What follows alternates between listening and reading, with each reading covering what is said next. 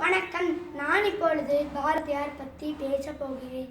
மீசை கவிஞர் என்றும் முண்டாசு கவிஞர் என்றும் மகாகவி என்றும் போற்றப்படும் பாரதியார் நம் தமிழ் மொழிக்கு கிடைத்த பொக்கிஷம்.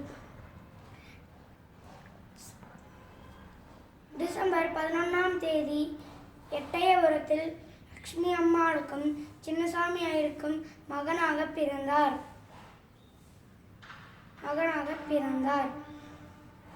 சிறு வயதிலேயே கவிதைகளை பாடி பேரும் புகழும் பெற்றார். ஓடி விளையாடு பாப்பா, நீ ஓய்ந்திருக்கலாகாது பாப்பா, கூடி விளையாடு பாப்பா, ஒரு குழந்தையை வையாதே பாப்பா என்று பாடி குழந்தைகள் மனதில் இடம் பிடித்தார். பெண்கள் படிக்க போராடினார். அச்சமில்லை அச்சமில்லை அச்சம் என்பதில்லை, உச்சி மீது வாடலிருந்து வீழ்ந்த போதிலும் அச்சமில்லை அச்சமில்லை அச்சம் என்பதில்லை என்று பாடி மக்கள் மனதில் வீரத்தை ஊட்டினார்.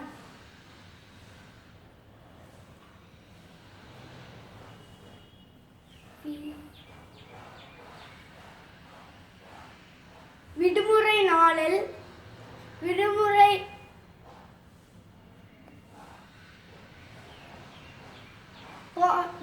போராட்டத்தில் தேசிய கவிதைகளை பாடி மக்களை ஒன்று சேர்த்தார்.